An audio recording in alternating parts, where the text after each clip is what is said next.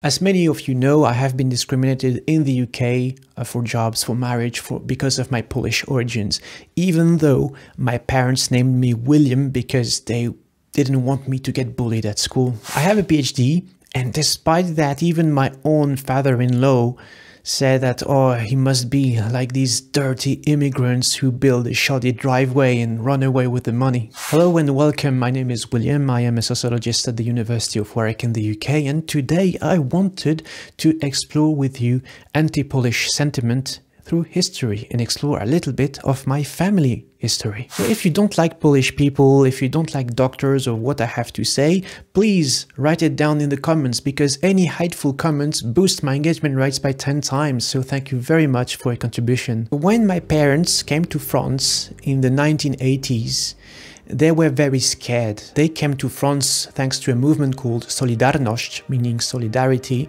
when Poland was communist at the time. They were scared because they feared they're going to be treated differently because of them being Polish. In France, for a large part of the 20th century, French people didn't like Polish people because they found them too religious, just like the Italians. Even if, for my parents, Christianity, Catholicism was more of a cultural heritage than a real strong framework for life. But we Poles believe that Mary is the Queen of Poland, so maybe that was a bit too much for French people. In 2016, the UK voted its exit from the European Union on the back of a smear campaign against Eastern European migrants. Despite many of them being legally in the UK, being hardworking and completely qualified. People were saying things like, all these Polish migrants, they come, steal our jobs and impose their uncivilized lifestyle on us with the Polski sklepy everywhere. And this despite many Poles in the UK supporting UK nationalist parties such as UKIP or the EDL.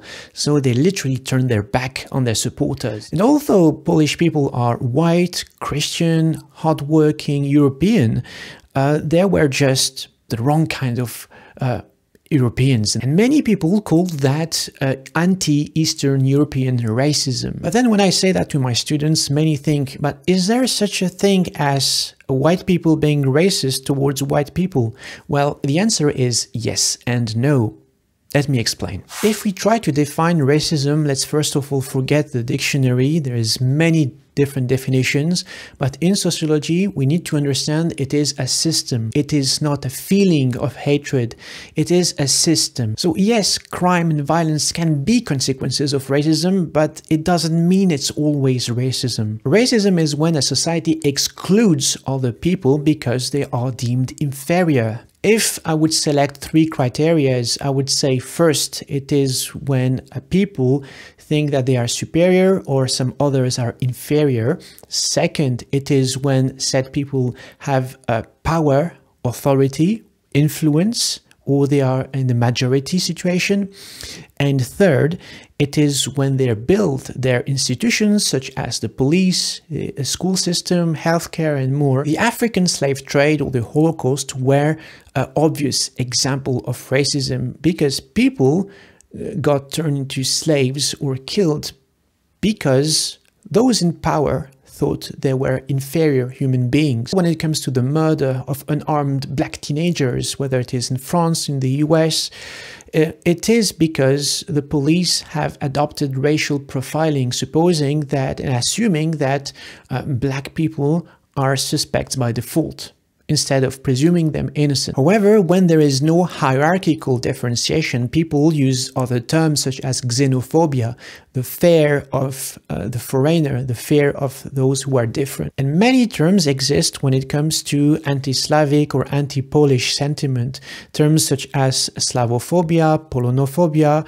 or anti-Polonism. While they are all xenophobic terms, are they always racist? Let's explore this. Poland and Polish people have been through lots of hardships through history.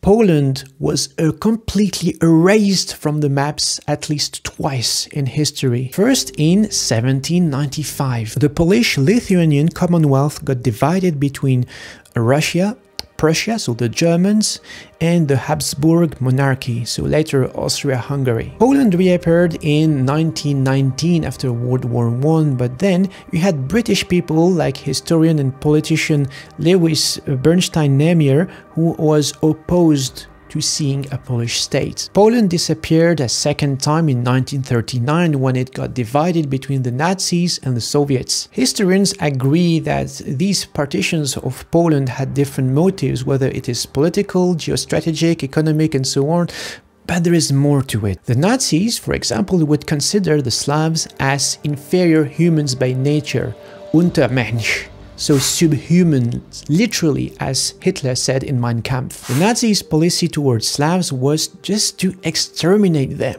and repopulate their lands with millions of ethnic Germans and other Germanic people. My maternal grandfather lived in the village of Oględów in Świętokrzyskie. When the Nazis came, they took all the men in the village and made them in two lines. So one line was destined to the camps in the gas chambers, and one other was destined for labor. And my granddad happened to be almost right in the middle. He was in the line for the camps, but just at the border.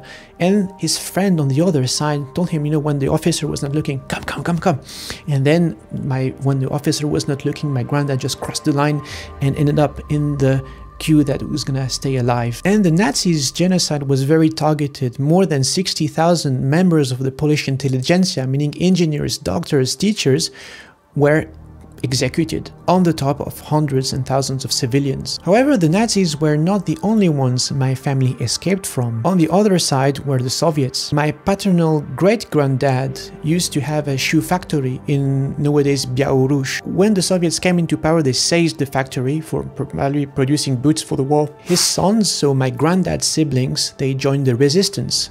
Sadly, they were captured and killed by the Soviets. Even my granddad was captured and sent to labor camps, to the Gulag. Ironically, this is where he met my grandmother. It was in a labor camp in Stanisławów, which is now in modern-day Ukraine. And this before moving to Piekary Śląskie, now in Silesia. It is well documented through history that the Soviets would consider the Poles as an inferior type of Slav. Stalin himself was a very well-known Polonophobe, to the point that after World War II, Stalin captured and executed 40,000 Polish soldiers who served the West during the war. These instances, which historians clearly name as a genocide against Polish people, were committed specifically because the Nazis and the Soviets thought that Polish people were inferior human beings. So this is completely racist. It ticks all the boxes. You have the sentiment of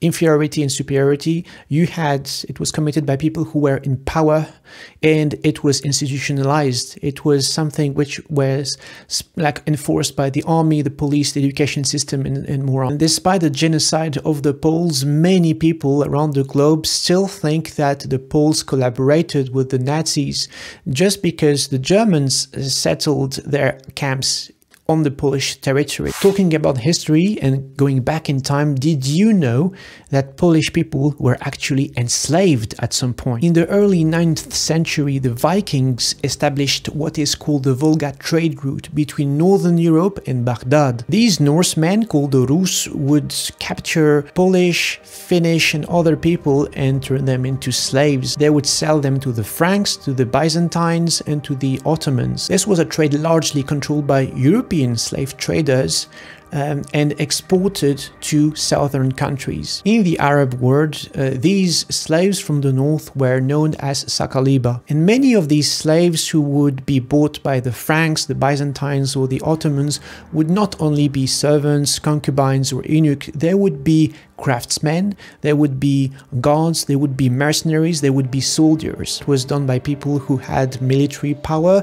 It was done in a systemized, institutionalized manner, but it doesn't have the first criteria. There was no sentiment of superiority or inferiority. It was pure and simple human exploitation without any racial component to it. And then people would ask, then, can non-white people be racist? To this I reply, yes, of course, but again, it's contextual. If non-white people are in a country where they are in a majority or they have power, And if they think of themselves as being superior to others, and if they enforce their sentiment of superiority and the control of others through their institutions, the police, the school system, and so on. So yes, this is racism. An example are certain South Asian and Middle Eastern people who are racist towards black people, and for example, thinking that black people are inferior and would prevent people from hiring black people for jobs, even if they are completely qualified, and prevent their own kids to marry black people. And then what about minorities towards white people in Europe or North America, what some people call reverse racism? So then again, ask yourself, are these minorities in a situation of majority? Do they have power? Do they have influence? Second, do they have a sentiment of superiority towards white people? Do they think white people are inferior? And third, are they building their institutions, the police and the school system, to enforce these inequalities and oppress white people? If you answer yes to these three questions, so yes, this is racism without a doubt. If not, that's just anti-white sentiment and discrimination. Because remember, racism is not a feeling, it is a whole system. So back to the case of Brexit. So yes, people who were advocates of Brexit were in a situation of majority and power. Second, it was institutionalized. There was systemic discrimination against Polish people.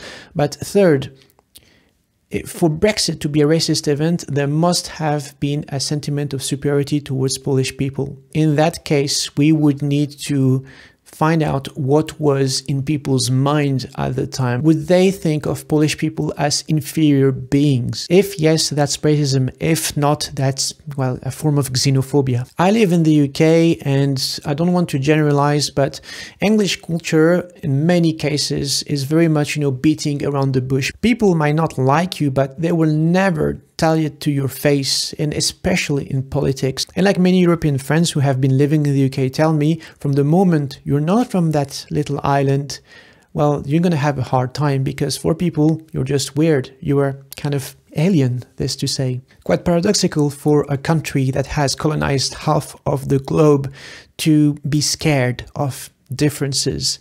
But this is perhaps another story. Thank you very much for watching. I hope it was useful. And again, take care of yourselves and each other.